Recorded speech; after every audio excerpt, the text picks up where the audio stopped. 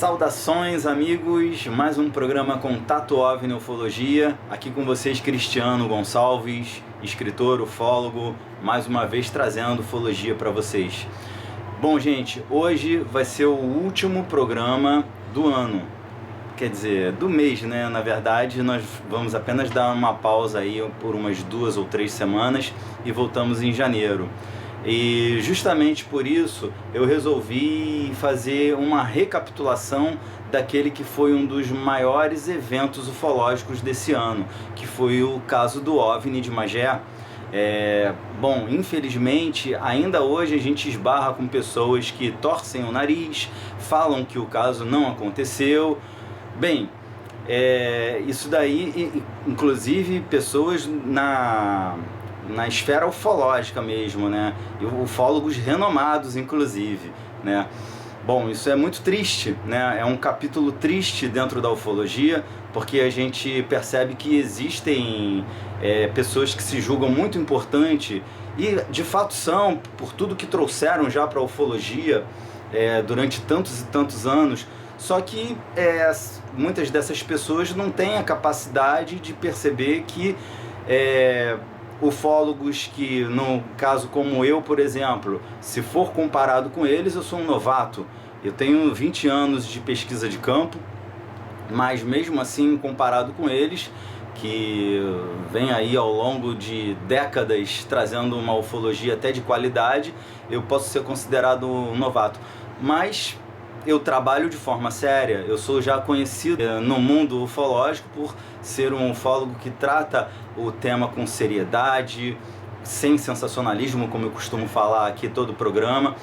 Então o que acontece? A gente fica triste porque não vê o nosso trabalho, eles não têm a humildade de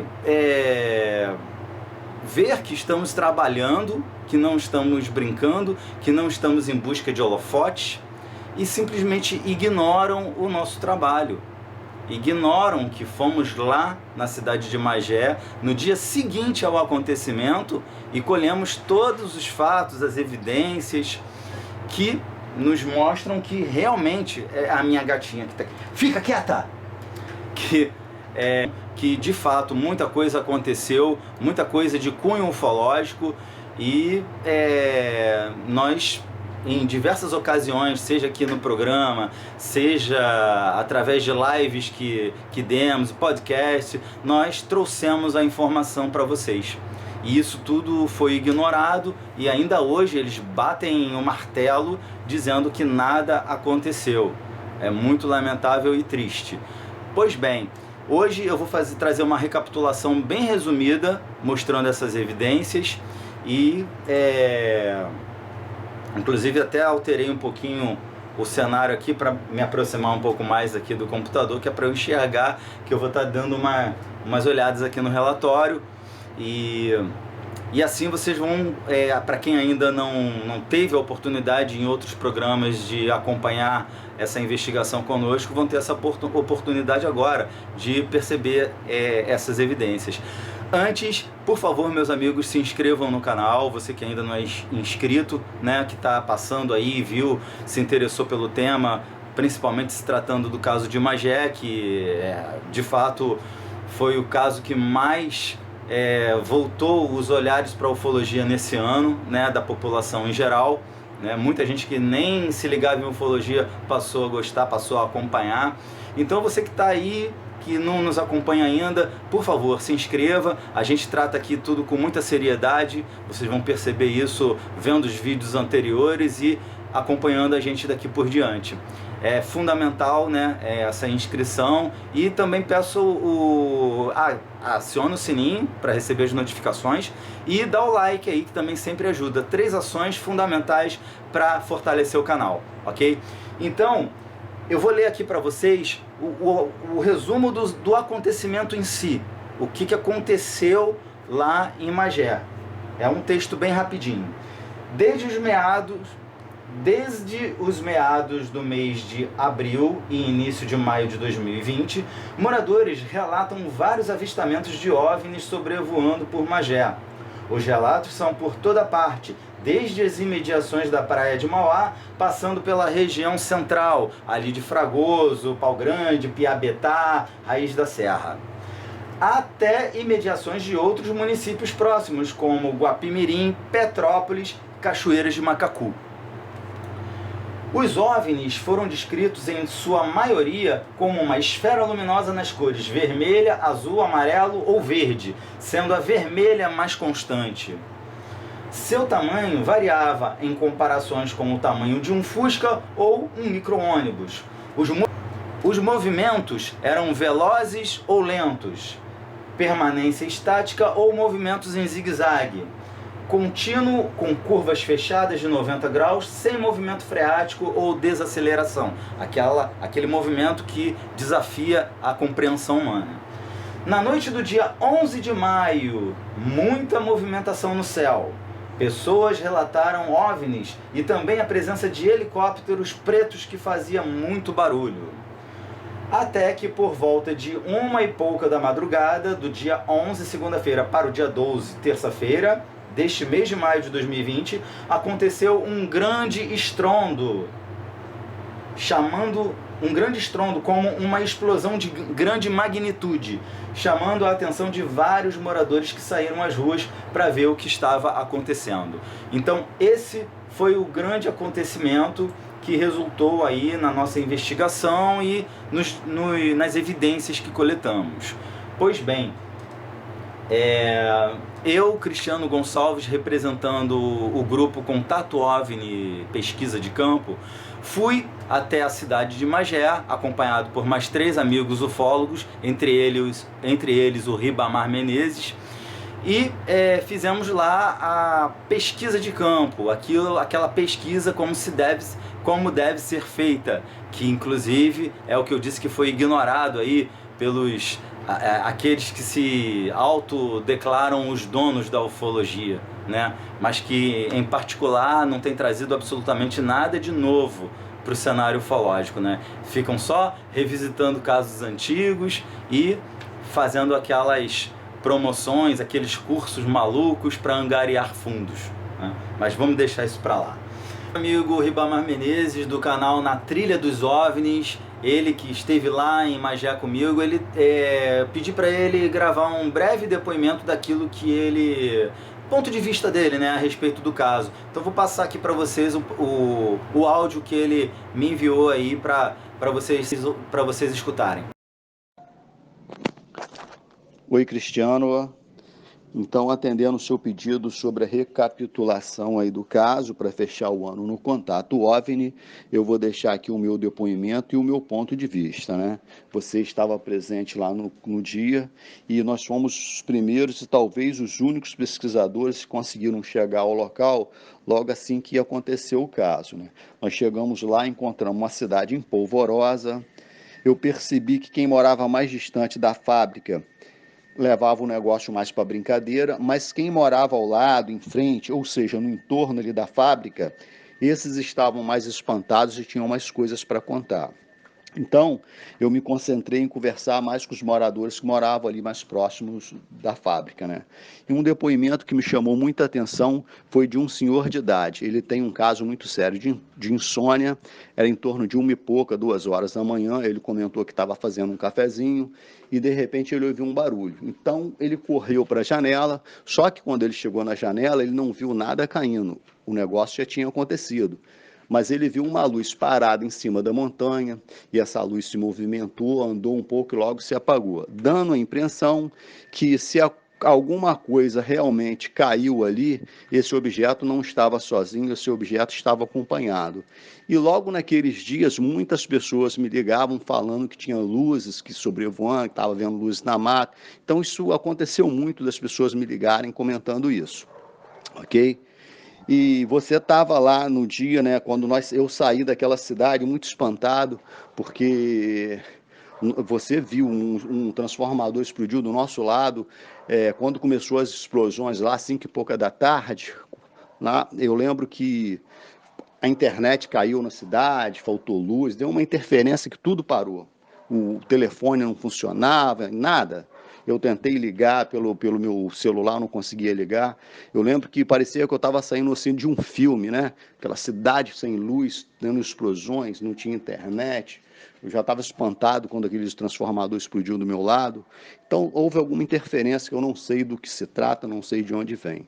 Mas também saí assim, já com aquela certeza que aquilo não ia dar em nada, porque era uma área militar, uma área muito grande.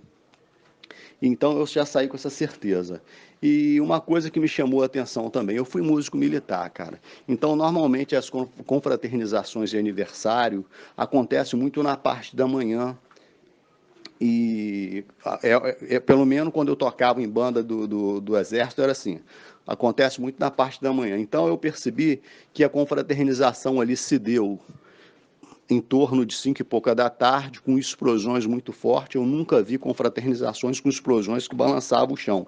Eu lembro que estava eu e você numa casa de ração, a menina veio conversar com a gente, falou assim, pô, a gente está sem luz, está sem internet. Aí eu lembro que eu perguntei para ela assim, sempre acontece explosões aqui assim? Ela falou assim, não, acontece, mas nessa magnitude aí, desse jeito aí, nós nunca vimos. Aí eu olhei para os prédios, assim, as pessoas estavam descendo do prédio e indo para a rua porque estavam com medo daquelas explosões. É lógico que ali é uma fábrica, tem explosões, acontece testes, é natural, mas os próprios moradores estavam espantados com aquilo. Então, isso também me chamou a atenção, isso foi um fato. E a principal testemunha que deu o depoimento, que está lá no meu canal, na Trilha dos OVNIs, né, no YouTube, ele virou um grande amigo, ele já tinha me passado muita seriedade, nós conversamos com ele antes, ele me passou muita hombridade, então ele virou um amigo e conversa diariamente comigo. Hoje mesmo ele me mandou felicitações, e essa semana eu estava conversando com ele fez um comentário que me deixou até triste. Ele falou assim, ô Riba, a gente passa a vida toda lutando para ser um homem de palavra, para nunca se passar como um mentiroso, né? Pois recebemos da família uma educação séria e tal, e hoje eu fico muito triste, pois quando eu passo nas ruas eu percebo que as pessoas vêm com piadinha, sempre com piadinha, brincando, dando a impressão que eu sou um mentiroso, e eu fico muito triste com isso, mas eu levanto a minha cabeça e vou embora. Aí eu ainda comentei com ele que se a família dele acredita nele, se a filha dele acredita nele, se os principais amigos acreditam nele, é isso aí que importa. Porque na rua sempre vai haver piadinhas negativas mesmo para tentar negrir. Isso sempre existiu, sempre vai existir. Mas foi isso que eu percebi lá, entendeu? Mas eu saí daquela cidade, conforme eu falei, com aquela meio espantado também, mas eu também saí com a certeza que aquilo ali não ia dar em nada, nós não íamos conseguir chegar em lugar nenhum, ter definição de nada, porque se caiu, conforme o depoimento da principal testemunha, que ele viu descer um negócio lá, se caiu alguma coisa lá, se eles conseguiram pegar, nós nunca vamos descobrir. Caiu numa área militar, e é muito comum na ufologia esses casos serem abafados, e os principais casos da ufologia terminaram assim também. Então, infelizmente, é um caso que eu dei como encerrado, eu acho que dificilmente vai chegar em algum lugar, mas o caso é aberto para quem quiser continuar pesquisando. Eu já dei como encerrado, porque eu acho que nós não vamos chegar a lugar nenhum, não. Mas é isso aí, tá? Grande abraço a todos do Contato OVNI, muita luz, muita paz, valeu! Quero fazer uma ressalva. Nós não estamos afirmando que caiu uma nave ou que caiu um disco voador dentro daquela área. Não estamos afirmando isso. E outra coisa, as pessoas têm mania de falar assim, poxa, mas não tem nenhum vídeo que ele filmou passando aquela bola vermelha? Não, não tem. Por quê? Essa principal testemunha, ele estava dentro de casa, era uma noite muito fria, a casa toda fechada, e eles quase não vão no quintal, porque é muito frio. Mas ele foi, por acaso, fazer alguma coisa no quintal, e quando ele chegou no quintal, ele viu uma bola vermelha, segundo ele, mais ou menos, de um tamanho de um Fusca, passando muito baixo, e essa bola desceu na mata. E logo a seguir, aí ele foi para o portão, e ele viu uns helicópteros vindo atrás. Ok? Então ele ficou olhando aquela movimentação ali no portão, tal. Aí quando aquilo já tinha descido lá, tal, ele pegou, entrou, ligou o celular dele e voltou com o celular ligado. Aí ele fez na hora lá, ele fez uma espécie de uma live lá e contou o que estava acontecendo e daí começou essa história. Então foi isso que aconteceu. Ele foi por acaso que ele viu, ele não tinha na hora câmera, ele não tinha celular nenhum nas mãos, ele estava por acaso no quintal, ele ia entrar logo porque estava muito frio e aconteceu isso. Então isso tem que estar bem esclarecido, porque as pessoas gostam de cobrar muito e nem sempre você está com a câmera na mão, nem sempre você está com o celular para filmar tudo que você vê, ok? É isso aí. Muito bem. Temos aí, no nosso relatório, iniciamos a investigação no dia 13 do 5, né, na quarta-feira, e fomos até diretamente em contato de Marcelo. O Marcelo é o pai da Malu. Quem é a Malu? A Malu foi a cantora da cidade lá e que foi a responsável por propagar essa notícia que tomou aí as mídias, foi parar na Rede Globo, inclusive fez com que a Rede Globo também se deslocasse para lá e inclusive entrevistou dois dos ufólogos que estavam nos acompanhando. Quer dizer, fez todo esse movimento acontecer. Inclusive até agradeço aí a Malu, porque a repercussão que foi tomada foi graças à atitude dela, né? Inclusive ela nem imaginava que ia tomar uma proporção dessas. Mas Marcelo foi o primeiro que chegamos até ele para coletar seu depoimento e ele nos relatou a presença do OVNI. Na verdade, os helicópteros chamaram a atenção dele, que fez com que ele fosse até a rua para dar uma olhada, e ele não só os helicópteros, como ele viu também o OVNI de coloração vermelha, uma luminosidade vermelha, né? Então, quer dizer, inclusive ele disse que a priori o OVNI passou e passaram 2 helicópteros, depois mais 2, no total de 4 helicópteros que ele relatou perseguindo esse OVNI. Quer dizer, perseguindo não foi o termo que ele utilizou, mas tudo deu a entender pelo fato deles estarem tomando a mesma direção em que o OVNI passou pouquíssimos segundos antes, né? Depois o OVNI, ele viu mais ou menos umas 3 passagens do OVNI e dos helicópteros, sendo que na última vez que ele viu, por volta de uma e pouco, deixa eu ver, que eu tô dando uma colada aqui no relatório, que são muitos números, muitas datas, mas foi em torno de 1h da madrugada, ele percebe o OVNI fazendo um movimento em declive em direção à fábrica da Imbel. E na sequência os helicópteros passaram na mesma direção. Foi a última vez que ele viu e entrou para sua casa. E por volta de 2h da manhã, 1h30 para 2 da manhã, a explosão de grande magnitude. Uma grande explosão que aconteceu exatamente, né, nesse momento. E logo os boatos surgiram. O mais sugerido foi o que justamente de que um OVNI teria sido alvejado pelos helicópteros e caído num lago ou rio dentro das instalações da Imbel, local identificado como epicentro da grande explosão.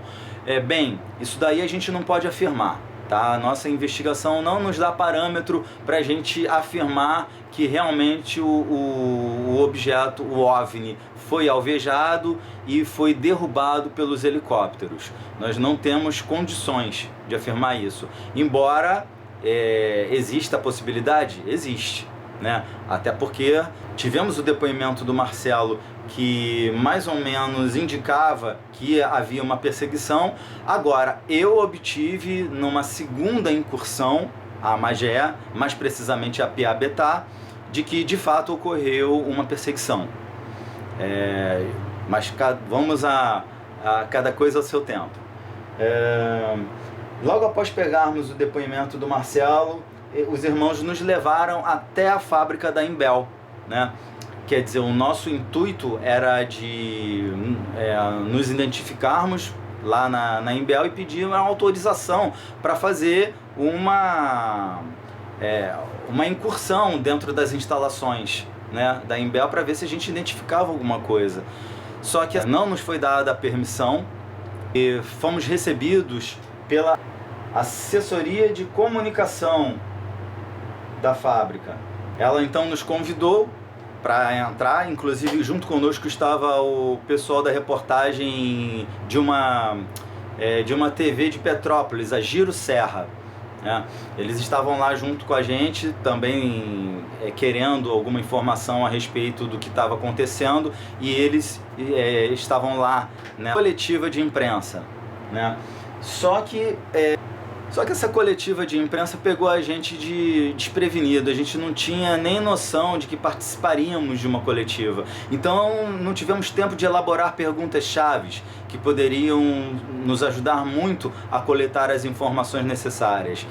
Porém, a assessoria obviamente negou tudo, negou inclusive a presença de helicópteros, mas depois, em contradição, disse que os helicópteros que estavam sobrevoando por ali não pertenciam à fábrica, né? Então, a primeira ela disse que não havia helicópteros, e depois ela disse que os helicópteros que lá estavam sobrevoando não pertenciam à fábrica. Quer dizer, já é um indício de que alguma coisa ali está escapando, alguma coisa não está condizendo com a realidade, né? Então, nesse momento, a gente saiu e voltamos novamente lá para agradecer principalmente ao Marcelo e à irmã dele, a Celeste, por ter nos recebido, por ter nos levado até a fábrica, enfim. E ali nós nos encontramos com o pessoal da Globo, os dois ufólogos amigos concederam lá uma entrevista, e a Globo filmou a gente lá na ocasião, passou inclusive no Jornal Nacional, e o que repercutiu muito também. Inclusive o repórter que estava lá era o Fábio Jutzi, da Rede Globo, e eu achei muito bacana a postura dele. Ele adotou uma postura séria, o que a gente está muito acostumado com certos repórteres que fazem chacota do tema e tudo mais, e realmente não aconteceu. O Fábio, ele tratou a coisa com a seriedade que deveria mesmo. Dito isso, vamos continuar. Dali do Marcelo fomos até o centro de Fragoso, é um dos bairros centrais ali de Magé. Paramos para fazer um lanche, e aí foi que nos deparamos com uma sequência de 10 explosões. Isso mesmo, gente, 10 explosões super estranhas, que depois nós viemos a entender que essas explosões eram juntamente com pulsos magnéticos, porque aconteceu queda de luz na cidade, aconteceu falha em aparelhos eletrônicos, computadores se desligaram também, celulares acabaram a bateria. Então foi inclusive uma explosão que levou todo mundo à janela, todo mundo nas ruas olhando para o céu, olhando para a direção que vinha da Imbel, né? E posteriormente nós tivemos a constatação de que as explosões realmente foram dentro das imediações da Imbel. Inclusive tivemos até um vídeo que nos foi encaminhado pela amiga Eliana Lesneux, que mostrou a parte aonde explodiu, aonde houveram as explosões, em que inclusive havia um vão com árvores cortadas, ou seja, indício de que de fato alguma coisa passou por ali, derrubando, quebrando literalmente, que vocês vão ver aí nas imagens que não é um corte comum, né? Foi alguma coisa que atravessou ali com muita pressão, com muita violência, e realmente quebrou árvores. Inclusive tivemos aí até o depoimento posterior de ex-funcionários da Imbel que disseram que realmente as árvores foram cortadas ali de uma maneira muito incomum, e que não poderia ter sido feito de outra forma, senão alguma coisa passando e cortando. E o exército não faria cortes ali, até porque ali é uma área de preservação ambiental. Bem, voltando a essas explosões, eu inclusive peguei o depoimento do pessoal ali na rua. O pessoal nunca viu uma explosão daquele tipo, daquela magnitude. Aí muitos disseram depois que foi por conta do aniversário da fábrica. Bem, acho que inclusive teve uma soltura de bombas na parte da manhã em comemoração ao aniversário da fábrica, sendo que aquelas explosões na parte da tarde que nós presenciamos, que inclusive explodiu transformadores nas ruas, explodiu com fogo, tudo que tem direito, tá? Eu acho que seria, no mínimo, inconcebível uma fábrica comemorar o seu aniversário explodindo bombas altíssimas, com pulso magnético e acabando com a luz da cidade, destruindo transformadores, né? É, no mínimo, contraditório. Então, a gente percebe que nunca, nenhum morador ali que a gente perguntou havia presenciado uma sequência de explosões como aquela, tá? Esse também é outro ponto muito importante a ser considerado. Depois disso, encerramos a incursão, fomos embora e aí vieram... logicamente que eu postei o primeiro programa, né, falando sobre nossa incursão, falando sobre tudo que presenciamos lá, e logo vieram os primeiros contatos através das mídias, seja do Facebook, do próprio YouTube, ou mesmo através do WhatsApp. Tá? E aí as pessoas entraram em contato conosco, dizendo o que presenciaram, o que tiveram como contato, como para ajudar justamente na nossa pesquisa, na nossa investigação. E aí um homem que não quis ser identificado, e eu chamei ele pelo codinome Senhor A, né, lá de Icaraí. Ele mora num prédio alto lá e ele constatou a presença de helicópteros indo em direção a Magé, justamente na noite do dia 11, tá? E por volta das 22h30, ou seja, bate direitinho com aquilo que o Marcelo colocou pra gente, né? Diga-se de passagem, momentos antes, a esposa do Senhor A havia visto um OVNI de coloração vermelha na direção de Magé. Porque Icaraí é em Niterói, tudo bem, mas se você olhar numa determinada direção, na direção da Baía de Guanabara, do outro lado da Baía é Magé. Então é muito fácil de fazer traçar uma reta de Icaraí para Magé, que inclusive foi a direção que os helicópteros foram, segundo o Senhor A. Inclusive ele até filmou um dos helicópteros indo na direção de Magé e ele encaminhou pra gente, a gente mostrou no programa. Então nós temos isso como evidência também. E foi uma coisa muito atípica. O Senhor A, ele mora num prédio alto lá em Icaraí e ele disse que nunca havia testemunhado, nunca tinha ouvido um estrondo de helicóptero tão grande, passando tão baixo ali por sobre o prédio dele. Ele se assustou muito com esse episódio, falou que foi uma coisa, ele mora ali há anos e foi uma coisa única que ele jamais tinha presenciado. Daí tivemos comentários de moradores de Cachoeira Grande, que inclusive ela mencionou ter visto também OVNIs sobre o céu e que aeronaves passaram na região. Ela também relatou os helicópteros, que inclusive continuaram pervoando até de madrugada, até amanhecer o dia, pois seu marido saía às 5h30 da manhã para trabalhar. E, inclusive foi a hora que parou a movimentação aérea, segundo ela. E pela manhã do dia 13, ela testemunhou o helicóptero sobrevoando lá também. A Isabela Barbosa, ela relatou que antes do acontecimento de Magé aconteceu alguma coisa em Petrópolis. E ela tinha vídeos para comprovar. Só que eu dei meu contato para ela não retornou. Inclusive, Isabela Barbosa, se estiver assistindo aí o nosso vídeo e quiser ainda entrar em contato, será um grande prazer te receber, tá? E a gente pode conversar bastante a respeito do que você presenciou. Okay? Tivemos também o depoimento do meu amigo Valdinei Soares, hipnoterapeuta, que também relatou a presença dos OVNIs na noite do dia 11.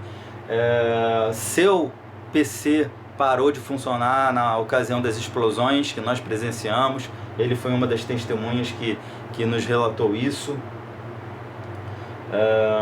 Ele confirmou, inclusive, com vários amigos de lá. Ele mora exatamente em Fragoso, no centro de Fragoso. Inclusive, depois eu até voltei lá e fiz uma entrevista com ele, mais tranquilo, né? e aí ele nos passou muita coisa, mas em resumo ele constatou a presença de OVNIs, constatou as explosões, a grande explosão na madrugada também mesmo. Marta Pacheco, moradora de Piabetá, eu fui até a casa dela e fizemos uma entrevista que eu considero uma das mais importantes do caso, porque a Marta, ela simplesmente, ela não só vê o OVNI vermelho, mas ela vê muito próximo. Ela relatou mais ou menos uns 30 metros acima dela, que calculando pelo poste, ela falou que não tem muita noção de metragem, mas aí pela referência que ela deu do poste, que tem justamente ali em frente à casa dela, um pouquinho mais acima ela fez mais ou menos a menção, colocando uma outra árvore que ali tem ali como base, então a gente calcula que o que ela viu estava a 30 metros sobre ela, ou seja, muito baixo, que inclusive ela se assustou muito quando o OVNI fez um movimento errático, e aquela curva sem sofrer aquela força de frenagem, né? Ele fez isso e isso, e o helicóptero ele tentou fazer um movimento parecido, o que assustou muito ela, que ela pensou até que o helicóptero poderia bater nos fios ali ou cair, que o helicóptero fez um movimento também de curva, mas obviamente com um movimento frenático, e seguiu na direção do OVNI. Então, o que Marta disse, pelos poucos segundos que ela viu a movimentação ali em cima dela, foi de uma perseguição, literalmente uma perseguição. O horário era em torno de 22h45, em torno de 22h45, ou seja, a gente percebe que aquilo que o Marcelo disse lá no primeiro depoimento corrobora com o que a Marta acaba dizendo aqui. Ou seja, se a gente for fazer uma comparativa de espaço aéreo, é perto. Piabetá para Fragoso, Pau Grande, Raiz da Serra, aquelas imediações todas. Num panorama espacial fica tudo muito perto, tudo muito tranquilo de ser trafegado em segundos por alto, né, por um helicóptero de uma cidade para outra. Em segundos ele está em Fragoso, ele já pode estar lá em Piabetá, em questão de segundos. Então os depoimentos eles acabam batendo direitinho, inclusive no momento da perseguição, que o Marcelo vê depois que a Marta já viu, né? Depois que ele passou ali de Piabetá, ele deve ter seguido por outros caminhos, e no horário que o Marcelo saiu para ver, já era em torno de meia-noite, né? Espaço mais ou menos de 1 hora. E a Marta depois relatou que acordou, e depois desse episódio, ela ainda muito assustada, ela entrou para ver lá os vídeos, que ela gosta de assistir uns vídeos no YouTube e tudo mais, e aí ela não soube precisar exatamente, mas ela disse que em torno de 1 hora e pouca, 2 depois desse acontecimento, ela escuta aquela grandiosíssima explosão de grande magnitude que foi relatada pelo Marcelo, e que os horários também batem, né? Então nós tivemos aí um relato que um corrobora o outro, de 2 pessoas que não se conhecem, né, de lá da região. Em seguida, depois que a Marta me concedeu os depoimentos, ela me levou a um senhor que também declarou ter visto os helicópteros. Inclusive depois a Marta encontrou com o seu genro, Lucas Lourenço, que mencionou não somente a explosão, não somente ele disse também ter ouvido a grande explosão, como também o tráfego de helicópteros, os OVNIs e a estranha presença de caminhões grandes na rua dele. Ele mora relativamente perto da fábrica Imbel, e nessa ocasião, no dia seguinte, ele relatou a presença, logo na parte da manhã, de caminhões fechados ali, passando pela rua dele, um local que não é um local propício a passar os caminhões, e muito menos caminhões daquele porte, segundo ele. Então é outra coisa a se considerar. Bom, e aquelas explosões que nós ouvimos em 10 sequências, né, uma sequência de 10 explosões naquele dia que fomos lá, nos dias posteriores essas explosões continuaram, tá? Não foram com a mesma sequência da que nós estávamos lá, mas elas continuaram, outros transformadores acabaram explodindo também, tá? E isso nos dias 15, nos dias 14, 15, 16 e no dia 18 aconteceu uma fatalidade. Essas explosões continuavam e resultou na morte de um funcionário, o funcionário Vitor Caldas Silva, né? Obviamente a gente não teve a informação detalhada da morte do rapaz, né? Os militares não iriam falar mesmo, e ficou aí no ar, né? A coisa foi tratada como um acidente lamentável e é mais um episódio que é bom constar aí na nossa investigação, tá? Agora uma coisa muito interessante que eu vou ler aqui para vocês. No dia 19 de maio de 2020, estranhando uma grande calmaria nos céus do Rio de Janeiro, a ufóloga Adriana Castro, minha amiga, fez uma busca no site Flight Radar. E isso com o objetivo de conferir os aviões que estavam circulando naquele momento. Eram 19h45. Ela constatou que o espaço aéreo do Rio de Janeiro estava fechado. Não havia nenhuma aeronave sobrevoando o estado. Até que um único avião da FAB, um 7F-2011, passa pelo espaço aéreo do Rio de Janeiro, uma origem desconhecida, e pousa depois de fazer depois ele pousa no Campo dos Afonsos, no Rio de Janeiro. Mais tarde, em torno de 23 horas, um helicóptero militar N7090 decolou das proximidades de Itaipu, Rio de Janeiro, e fez um estranho trajeto passando sobre Niterói, margem direita de Magé, chegando até Guapimirim e Guapiaçu, que é um distrito ali de Cachoeiras de Macacu. E região de mata fechada, tá, gente? Ali é tudo região, é na periferia dessas cidades e é mata fechada, tá? Então ele retorna novamente para Magé, dessa vez passando mais pelo centro de Magé, nas mediações de Fragoso, Piabetá, e depois ele toma a reta até a Ilha do Governador, né? E agora quer dizer, isso daí foi tudo constatado através do site Flight Radar, tá?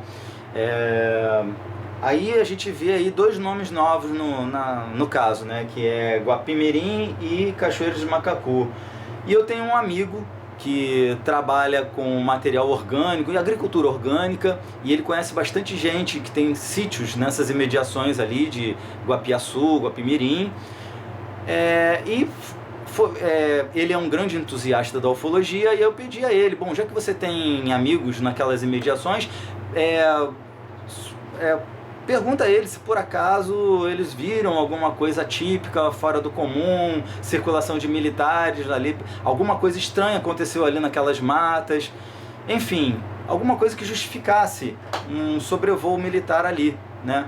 E para espanto desse meu amigo, que conhece aquela gente ali, aqueles sitiantes ali há muito tempo, mais de 10 anos, na ocasião em que ele foi conversar sobre esse assunto com eles, ele não conseguiu nada. O pessoal ficou com muito receio de falar qualquer coisa que seja, realmente se retraíram, e esse meu amigo ele se espantou, porque é uma gente muito espontânea, muito aberta, o pessoal gosta de prosear, gosta de conversar, e sobre esse assunto eles se calaram. E aliás, eles não só se calaram, como eles se retiraram. Ficou nítido ali que alguma opressão aconteceu, alguma coisa fez com que esses homens, essas pessoas, ficassem com muito receio de sequer falar do assunto, tá? E isso daí, de uma certa forma, justifica a nossa suspeita, né? Não foi à toa que os militares estavam sobrevoando e dedicando tempo naquela imediação. isso nos leva a suspeitar de que alguma coisa tenha acontecido ali naquela região de mata fechada também. Aí as especulações são muitas, né? Mas a gente, volto a dizer, não temos como afirmar nada, não fazemos sensacionalismo, a gente apenas levantou a suspeita, é necessário que a coisa conste, né? E aí a gente espera maiores informações. Seria muito interessante que você, que é morador, que tem alguma coisa ainda para falar, seria muito interessante que vocês viessem até a gente, entre em contato comigo, tá aí o meu e-mail na descrição do vídeo, entre em contato, relata pra gente aí o que você sabe, vai ser tudo, se você não quiser aparecer, tudo em anonimato total, vocês viram aí o senhor A, né, de Icaraí. Então, quer dizer, todo mundo que quiser ajudar a gente vai ter o nosso eterno agradecimento. A humanidade tem o direito de saber o que está acontecendo, né? E a gente está aqui para trazer essa verdade à tona, né? Todos que colaborarem, inclusive militares que quiserem contribuir com aquilo que sabe a respeito do caso, a sua identidade é óbvio que vai ficar em sigilo total e absoluto. A gente não quer que você perca a sua carreira militar, o seu prestígio dentro da sua corporação, mas eu sei que você, como ser humano, também quer que essa verdade venha à tona. Então pode me procurar, meu amigo, me procura, eu vou te receber, a gente conversa a respeito, porque o que eu não posso é inventar nada aqui. O pessoal que já me acompanha há um tempo sabe que conhece a minha índole, eu não vou inventar nada. Agora, a partir do momento que eu tiver a confirmação de algum militar ou de qualquer um que saiba do que aconteceu, eu vou falar aqui, olha, eu tive uma afirmação, a pessoa não vai se identificar por razões óbvias, mas tá aqui, ó, o relato é esse, e isso vai ser muito bacana, isso daí vai calar a boca de muitos detentores da ufologia, né? E vai ajudar aí a gente a trazer essa verdade aí para todo mundo, que, volto a dizer, todo mundo tem o direito de saber, né? Dito isso, muito obrigado, gente, pela companhia de vocês até agora. A gente está fechando o ano nesse momento. Ano que vem a gente tem muita coisa. Já em janeiro vamos fazer uma incursão em luminárias, vamos fazer explorações em cavernas. Isso vai ser tudo documentado. A gente vai criar um documentário, vamos participar de um curta-metragem que vai ser exibido lá com o meu grande amigo João Gilberto. E bom, tem muita coisa ano que vem, gente, muita coisa bacana. Tem caso em Petrópolis, tem caso na Chapada dos Veadeiros, sul de Minas, a gente vai voltar com tudo, São Tomé das Letras, enfim, muita coisa boa para o ano que vem. Eu conto com a presença de vocês junto comigo novamente. E você que está conhecendo o canal agora, muita coisa boa por vir, então por isso é importante se inscrever e acionar o sininho, tá? Gostaram do vídeo? Dá aquele like que é super importante também. E a gente pode voltar aí com muita informação relevante aí para vocês, tá, gente? Muito obrigado pela companhia e até o próximo programa ano que vem. Feliz Natal e feliz Ano Novo para todos vocês, tá, gente? Ano que vem a gente está de volta. Um abraço.